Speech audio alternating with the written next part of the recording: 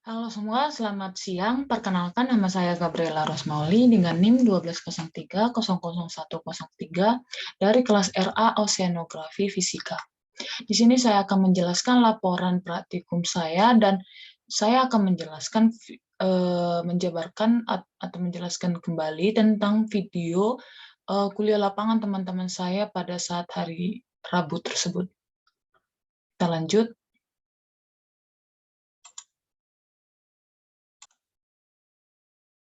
Oke, kita lanjut dengan materi dan metode.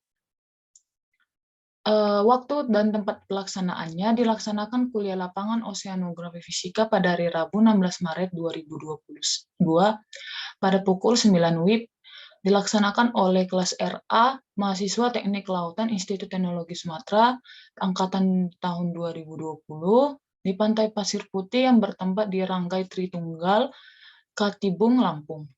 Adapun alat yang digunakan saat praktikum yaitu yang pertama pada gelombang ada rambut ukur. Rambut ukur itu digunakan untuk mempermudah atau membantu mengukur tinggi gelombang dengan cara mengurangkan puncak gelombang dengan lembah pada saat terjadinya gelombang. Bagaimana cara-caranya? Cara memakai alat rambut ukur.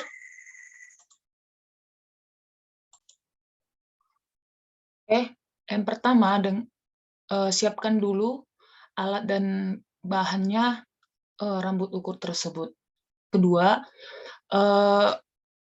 jalan ke arah laut sejauh 30 meter dari tepi pantai. Letakkan rambut ukur itu di dasar laut, diratakan agar keadaan stabil. Pengamatan dilakukan kurang lebih 25 menit, pengambilan data setiap 5 menit. Amati gelombang tersebut, lalu Anda menuliskan beberapa sampel yang akan bisa kita dapatkan. Kita lanjut ke pasang surut. Pasang surut juga tidak jauh dengan gelombang, dengan menggunakan rambut ukur juga. Oke, kita lanjut dengan arus laut.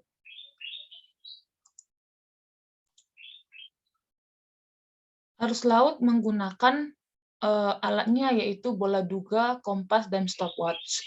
Yang pertama bola duga. Bola duga itu merupakan salah satu alat yang dipakai dalam pengukuran kecepatan arus. Ketika bola duga ini dilempar ke arah laut, terus seimbangkan dengan talinya, terus kita nyalakan stopwatch sama kompas. Stopwatch itu untuk mengatur waktu berapa lamanya bola duga berasal di dasar air laut. Terus kompas untuk mengarahkan arah kemana bola duga akan diarahkan dengan kompas tersebut. Dan kita akan mendapatkan hasil sampelnya. Yang keempat adalah kecerahan. Kecerahan menggunakan alat search gauge. Merupakan sebuah peralatan yang digunakan untuk mengukur kecerahan di perairan-perairan terbuka seperti lautan. Seismik ini dilakukan dengan cara pertama persiapkan dulu alat yang digunakan dalam kecerahan laut seperti seismik. Ulurkan alat tersebut ke dalam air laut sampai terlihat samar-samar dan terhitung kedalamannya, nilai didapat, dan pengukuran tersebut merupakan nilai D1-nya. Kemudian ulurkan alat tersebut sampai tidak terlihat dari permukaan dan hitung berapa kedalamannya, sampai menemukan nilai D2. Catatlah data yang akan diperoleh. Yang kelima ada suhu. Di sini suhu itu untuk mengukur alat ukurnya menggunakan termometer dengan cara pertama siapkan dulu alat termometernya yang ada pada di gambar. Kedua, siapkan wadah untuk mengambil sampel air laut. Wadahnya seperti ember bisa juga. Masukkan membran yang terdapat termometer, wadah yang berisi sampel air laut. Lalu tunggu selama 5-7 menit sampai data muncul secara stabil dan tidak berubah-ubah lagi. Catatlah data yang muncul pada layar termometer.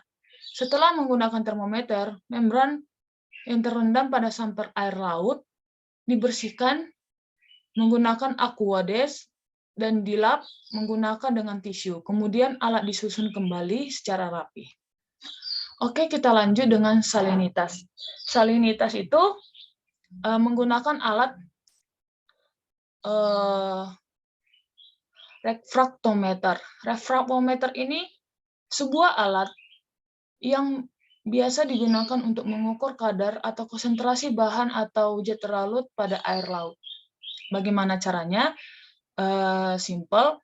Pertama, seperti biasa, siapkan alat refraktometer. Terus, ambil sampel air laut menggunakan wadah yang sudah disediakan. Yang ketiga, sampel air laut dapat diambil dengan menggunakan pipet tetes.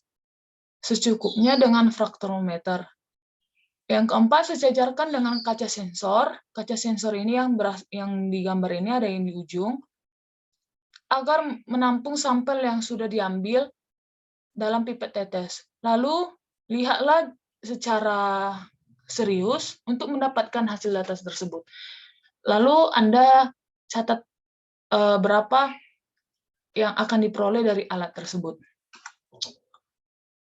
Yang terakhir, ada derajat keasaman atau pH.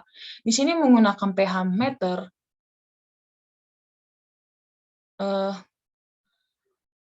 pH meter atau termometer. Pada pengukuran derajat kesamaan termometer digunakan untuk mengukur besarnya pH dalam suatu air laut yang kita amati dengan saksama. Bagaimana caranya? Pertama, kita siapkan dulu termometernya, siapkan wadah untuk mengambil air laut, bisa juga seperti ember, seperti wadahnya. Terus, masukkan membran yang terdapat pada termometer ke dalam wadah yang sudah berisi sampel air laut. Pilihlah measure pada alat termometer, tunggu selama 5 menit, lalu jangan diapa-apain, diamati dengan saksama, dan sampai data muncul stabil atau tidak berubah-ubah lagi. Catatlah data besar pH air laut yang muncul pada layar termometer. Kemudian, setelah sudah dapat hasilnya, kita kemudian susun kembali ke dalam tempat penyimpanan semula. Kita lanjut ke perhitungannya. Nah, perhitungan yang saya peroleh ini ada pada gelombang. Saya mengumpulkan data mulai dari kelompok 1 sampai kelompok 5. Adapun data yang telah saya dapatkan dari kelompok 1 kelompok 5 dalam praktikum kali ini yaitu waktu pengamatan saya samakan dengan mereka yang kuliah lapangan tersebut, yang saya ubah tinggi bukit dan tinggi lembah. Setelah mendapatkan tinggi bukit dan tinggi lembah, saya akan mendapatkan tinggi gelombang dari hasil kedua tersebut, dari tinggi bukit dan lembah. Saya memperolehnya dengan cara menjumlahkan dan merata-ratakan dari kelompok 1 sampai kelompok 5 dan mendapatkan hasilnya seperti di layar tersebut. Arus laut, saya mendapatkan arah kompasnya 0,553127 derajat, E-nya 105,35,301. Waktunya saya mendapatkan 21,09, arahnya 181 selatan. Sama dengan yang seperti gelombang, saya mencari datanya tersebut dari kelompok 1 sampai kelompok 5, terus saya rata-ratakan dan saya jumlahkan. Kecerahan, saya juga mendapatkan tinggi alat yang tak terlihat buram 0,60, tinggi alat sampai tak terlihat 2,47, kecerahan 3,05. Begitu juga dengan suhu. Suhu juga saya kumpulkan dari data kelompok 1 sampai kelompok 5. Salinitas juga, derajat keasaman pH. Kita masuk ke pembahasan. Pembahasan gelombang tadi, saya mendapatkan 75 tinggi gelombang pertama, kedua, ketiga, keempat, kelima. Saya kumpulkan dulu datanya dari kelompok 1 sampai kelompok 5. Dengan rumus tinggi gelombang sama dengan bukit dikurang lembah. Menurut saya, ini yang rumus yang bisa saya gunakan, yang saya dapatkan dari teman-teman sekelompok klub saya. tinggi gelombang 75 dikurang 64 sama dengan 11. Terus seterusnya gelombang 2, 3, dan 4, dan 5. Lalu hasilnya dari gelombang 1, 11, gelombang 2, 10, gelombang 3, 7, gelombang 4, 5, gelombang 5, 16 dimasukkan ke dalam tinggi gelombang. Oke, kita lanjut. Arus laut. Arus laut, dalam penentuan besar arus laut ada beberapa alat yang digunakan seperti bola, stopwatch, dan kompas yang seperti saya jelaskan sebelumnya. Dalam pengamatan kami dalam pengalaman waktunya yang saya kumpulkan dari kelompok 1 hingga kelompok 5 mendapatkan 21,09 detik dan arah arus lautnya sebesar 181 ke arah selatan. Begini caranya yang saya buat. Kita jumlahkan, kita rata-ratakan, lalu kita bagikan. Lalu dapat hasilnya segini. 21,9 sekon, 181, arahnya 181 selatan. Begitu juga kecerahan.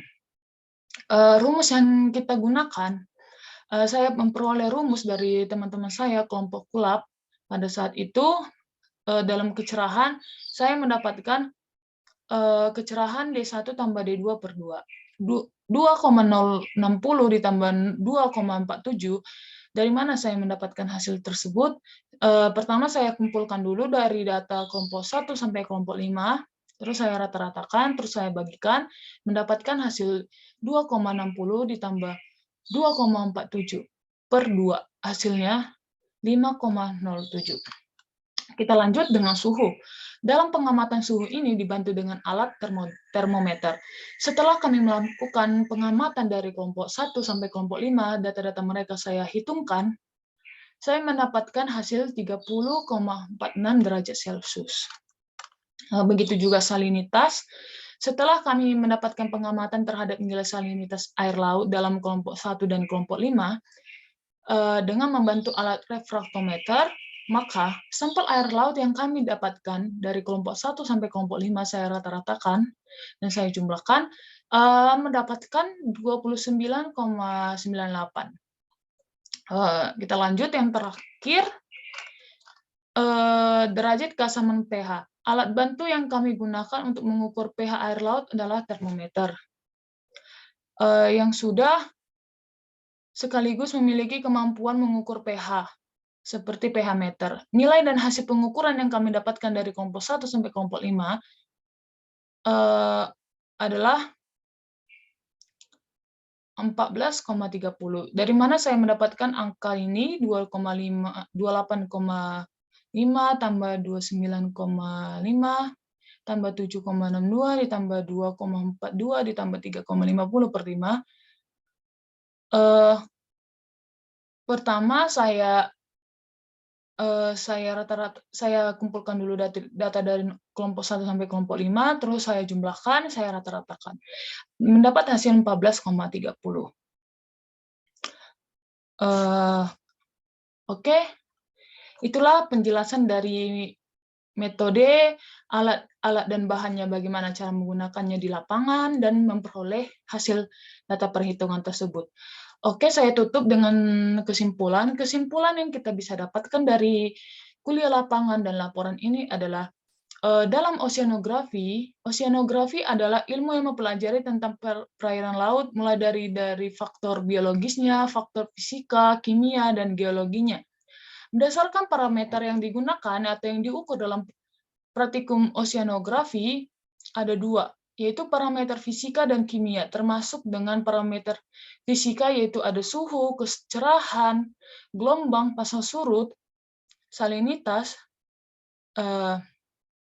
dan kecepatan arus. Juga kimia ada salinitas, pH, dan DO. Yang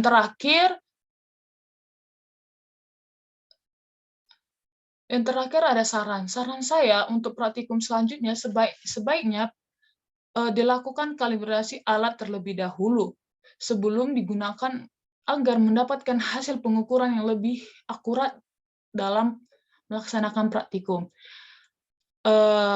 Lalu, lamanya jam praktikum lebih baik ditambah sehingga praktikum praktikum, dalam praktikan, dapat benar-benar paham secara detail, memahami alat, dan seharusnya kita bisa terjun ke bagian mengoperasikan software-software yang kita gunakan, yang seperti kita pelajari. Misalnya, Ocean Data View bisa kita olah di sana, kita bisa menentukan bagaimana apa hubungannya dengan mata kuliah ini.